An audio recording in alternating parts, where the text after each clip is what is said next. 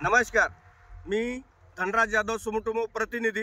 आज मी कोलंबी या गावामध्ये आलेला आहे आणि भाऊच्या शेतावर 15 दिवसाखाली विद्युत उर्मी आणि शुअर शॉट यांचा डेमो दिलेला होता। विद्युतचं प्रमाण घेतलेलं होतं 7 ml आणि उर्मीचं प्रमाण घेतलेलं होतं 40 ml आणि शुअर शॉटचं प्रमाण घेतलेलं होतं 4 ml।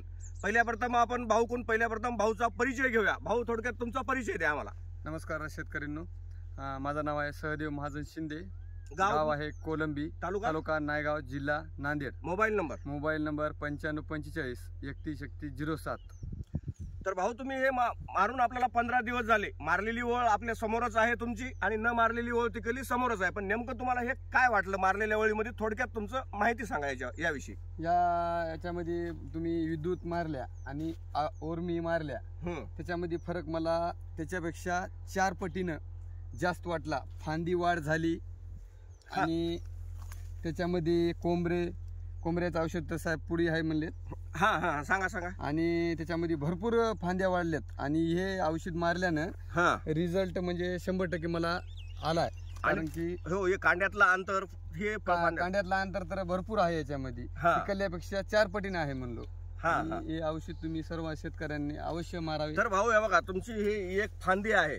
बरोबर, एक फांदीला तुमच्या फांद्या पहा ना किती आहेत, तरी आपण मापू थोडक्यामध्ये। हे बघा, हे 1, हे 2, हे 3, हे 4, 5, 6, हे 7, हे 8, हे 9, हे 10। एका तुमच्या फांदीला फांद्या मेन फांद्या 10 आहेत आणि न मारल्या ओळीमध्ये आपण थोडक्यात बघूया।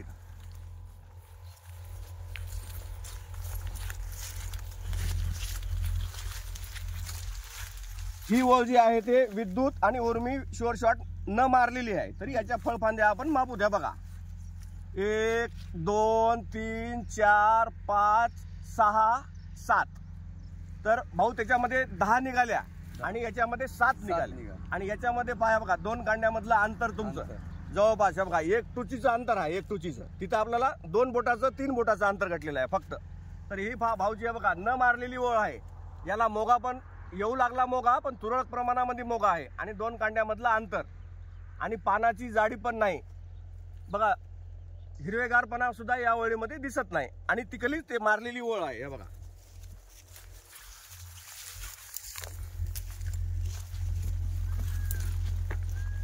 पूर्ण आहे बघा, कुठलीही फांदी घ्या,